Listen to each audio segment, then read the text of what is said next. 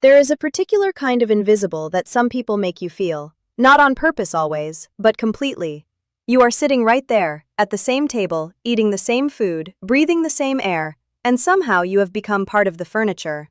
Something present but unconsidered, something that does not need to be accounted for. My wife made me feel that way for the last time on a Saturday evening at a restaurant we had been to a dozen times before. She laughed. She leaned in. She whispered. She forgot, completely and comfortably, that I was sitting 3 feet away. She thought I was not paying attention.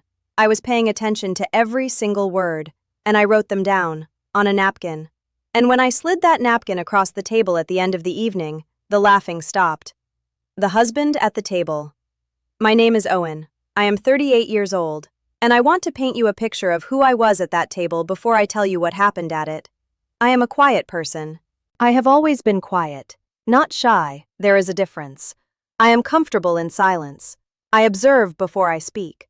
I listen more than most people do because I find that listening, real listening, the kind where you are actually absorbing rather than just waiting for your turn, tells you more about a person than almost anything else. My wife knew this about me, or she had known it once. Her name was Rebecca. We had been married 6 years, together for 9. She was social and energetic, and the kind of person who filled silence naturally, with stories, with laughter, with opinions delivered at full volume without apology. In the beginning, that energy had been something I loved about her. We balanced each other. She pulled me into the world. I gave her somewhere quiet to land. But somewhere in the last 2 years, the balance had shifted. I had stopped being the quiet one she came home to. I had become the quiet one she stopped noticing. His name was Felix. Felix had been in Rebecca's life for about a year. He was introduced to me as a colleague, someone from her office, someone she occasionally mentioned in the context of work projects and team dynamics, and the general texture of her professional day. I had met him twice before that Saturday evening, both times briefly, both times in group settings where there was no reason to look at anything too closely. He was charming in an easy, unremarkable way, good at conversation, quick with a smile, the kind of person who moves through social situations without friction. When Rebecca suggested the 4 of us, her, me, Felix, and his girlfriend at the time, have dinner together, I had not thought much of it. It seemed normal, adult, the kind of thing couples do to expand their social world. I agreed without hesitation. I should have paid closer attention to the fact that she had suggested it 3 times before it actually happened. The dinner. We met at the restaurant at 7:30. Felix arrived with a woman named Kara, his girlfriend of about 8 months from what I gathered in the first few minutes of conversation. She was pleasant, quiet in her own way. She and I ended up in our own parallel conversation for stretches of the evening, while Rebecca and Felix talked. And talked. And talked. I want to be fair here. On the surface, it looked like 2 colleagues catching up. Animated. Easy. The natural flow of people who spend a lot of time together and have a shared language built from shared experience. But I am a listener, and I was listening, not to what they were saying loudly, but to what they were saying quietly. The lowered voices, the leaned-in moments, the particular rhythm of an exchange between 2 people who have a version of themselves that only exists around each other. About 40 minutes into dinner, Rebecca laughed at something Felix said and leaned close to respond. Her voice dropped. Not completely, but enough that it was clearly not meant for the full table. I caught fragments, just fragments, but they were enough to make something shift in my chest. I reached for the napkin in my lap, and I started writing. What I wrote. I want to be clear about something. I am not a dramatic person. I do not make scenes. I do not confront people in public or manufacture moments of revelation for effect. Writing on that napkin was not a strategy. It was what I did when I needed to think clearly. I had always processed through writing. It was instinct rather than plan. But as the evening continued and the fragments accumulated, what I was writing became something more than notes. It became a record. Phrases I caught clearly enough to transcribe. References to places and conversations that had no business existing between 2 colleagues. An inside joke, delivered with the particular ease of something well-worn, about a trip that I had been told was a work conference, but that was described at that table in a way that made very clear it had not been. A moment where Felix said something quietly, and Rebecca responded with a laugh and then glanced at me. The kind of glance you give when you are checking whether someone is paying attention. I was looking at my phone when she looked. She looked away, satisfied. I wrote down what she had said. By the end of dinner, I had filled most of the napkin. Small handwriting, neat lines, every word exactly as I had heard it. The napkin dessert arrived. Conversation moved to easier topics, the kind of surface-level subjects that close out an evening. Weekend plans, a film someone had seen, a restaurant someone wanted to try.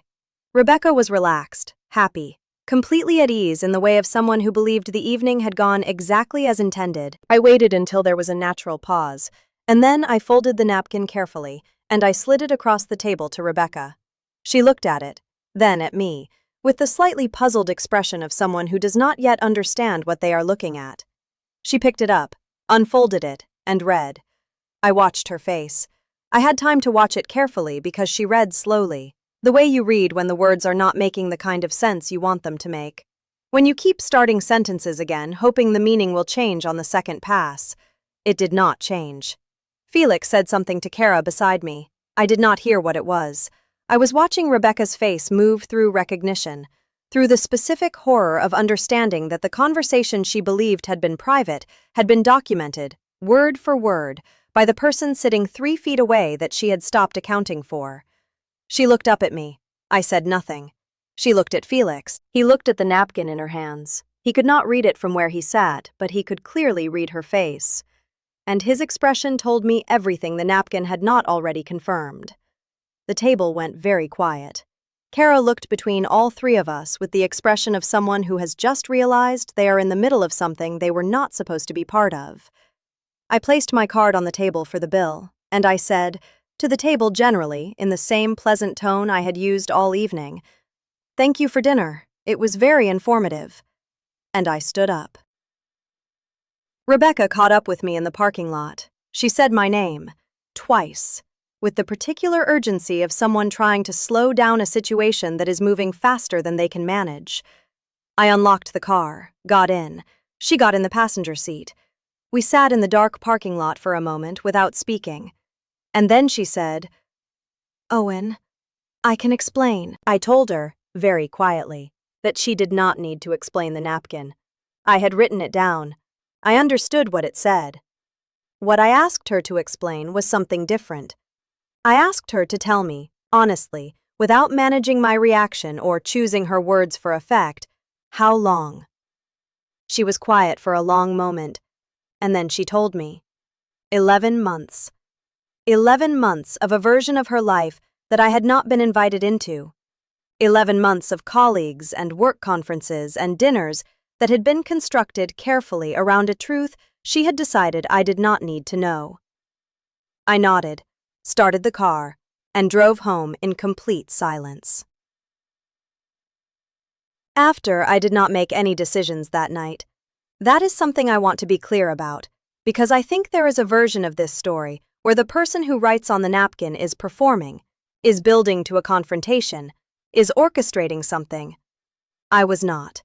I was a man who had spent an evening listening carefully to something he wished he had not heard, who had written it down because writing was how he processed, who had slid a napkin across a table, not to punish anyone, but simply because he was tired, genuinely, completely tired, of being the person at the table that no one bothered to account for.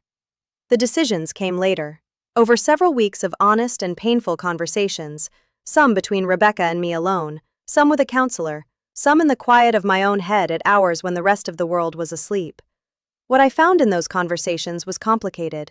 Rebecca had not set out to build a second life. She had made a series of small choices, each one individually justifiable in the moment, that had accumulated into something she had not fully examined until a folded napkin forced her to. Felix ended things with Kara shortly after that evening. I learned that through a mutual connection without seeking it. I do not know what happened between him and Rebecca after that. I chose not to know. The thing about quiet people. I want to say something directly to anyone watching this who has ever been the quiet one at the table, the one who listens more than speaks, the one who gets described as easygoing or low maintenance or unbothered, the one that people stop accounting for because they have mistaken your quietness for absence. Quiet is not the same as unaware. Calm is not the same as unknowing. And the person at the table who seems to be looking at their phone is sometimes writing down every single word. I am not telling you to write on napkins. I am not telling you to build cases or manufacture confrontations or weaponize your patience. I am telling you to pay attention to the moments when someone you love stops accounting for your presence, because that, more than anything that was written on that napkin, was the thing worth examining. Not what Rebecca said to Felix, but the fact that she said it 3 feet away from me without hesitation. Because she had forgotten, genuinely forgotten, to factor me in. And a marriage where one person has stopped factoring the other one in is a marriage that has already ended. It just has not filed the paperwork yet. Where I am now. I am 38 years old. I kept the napkin for a while, folded in my jacket pocket. I am not entirely sure why, habit maybe, or the same instinct that made me write on it in the first place. I threw it away eventually, not because it stopped being true, but because I stopped needing the evidence. The truth does not require documentation once you have decided to live inside it. I am rebuilding, slowly, honestly, in the particular way that quiet people rebuild, without announcement, without audience, one steady day at a time. And I think about that table sometimes, about the laughing and the whispering and the comfortable assumption that I was not paying attention. And I think, I have always been paying attention. That was never the problem. The problem was believing that the people I loved were paying attention too. If this story sat with you, if you have ever been the person at the table that someone stopped seeing, drop a comment below. You are not invisible. You are just surrounded by people who stopped looking. Share this with someone who needs to hear that being quiet does not mean being absent, and that the most observant person in any room is almost never the loudest one. Like and subscribe, because the next story is already waiting, and I promise you, every word of it is worth hearing. See you there.